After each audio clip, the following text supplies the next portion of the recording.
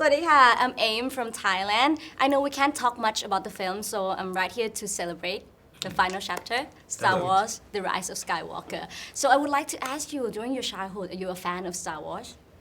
Yes, big fan. Yeah. So what was it like to watch Star Wars for the first time?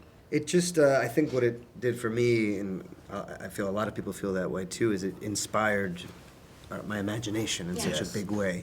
It wasn't just about the story that I had just seen, but it was about everything that happened outside of that story. Yeah. And, you know, the fact that it started in the middle of a story. You know, it was 4, 5, and 6. You're like, well, what happened to 1, 2, and 3? And what happened to 7? You know, and so everyone's mind immediately started filling in all the blanks and creating story. So it was actually strangely interactive in that way. What about you, John? When you were young, if you could pick any Star Wars character, who would you want to be?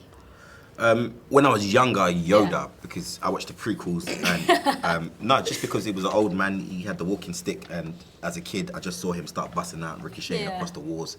I know some fans use it as a controversial scene, but as a young kid, I loved it. I didn't know the story, I didn't know what was going on. All I know is that green thing is putting in that work. What about you, Oscar? Han Solo, you know, it was just such a alive and cool personality. So Star Wars have been with us for 42 years, since 1977. Why do you think that they continue for so long? They have a huge fan base. I mean, a huge fan base, but it's like infiltrated into people. It's a culture, you know. People pass it on to their kids. Religion, right? It is. Well, it's like that. Yeah. Not everyone believes in God, but everyone believes in Luke Skywalker. True. That is true. That's true. So, like, you know, is there any doubts that the younger generation wouldn't get the concept of Star Wars? You know, younger kids that they just grew up, they don't have a chance to watch it in the beginning. Do you think that there would be any problem? But I think with that? the original one didn't start at the beginning. You know, that's the that's point. true. Like, I think there's just the nature of the interactions of the people and the, like John said, it created culture. I think that there's just something that feels very mythical about it, and it's easy particularly for young kids to understand. Yeah, to understand. And right now there's also Baby Yoda, so it's be like the younger kids would like. Don't kill it. On to a more romantic part of the film. The fans can suspect that Finn likes Rey, also Poe likes Rey, and Kylo Ren. Why is that happen? Why is she so special? I mean, that forehead. Yeah. It's a beautiful forehead. It's a beautiful forehead. The buns. Yeah, the buns are great. Yeah.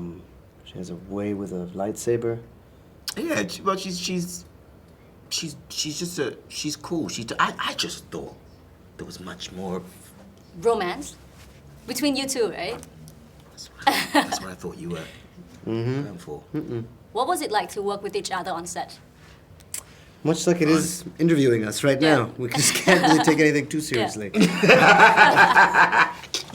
And last and final question, this is for the Thai fans. I have to tell you that you have a huge fan base in Thailand and they're waiting for you. So what can they expect from this one, Star Wars, The Rise of Skywalker?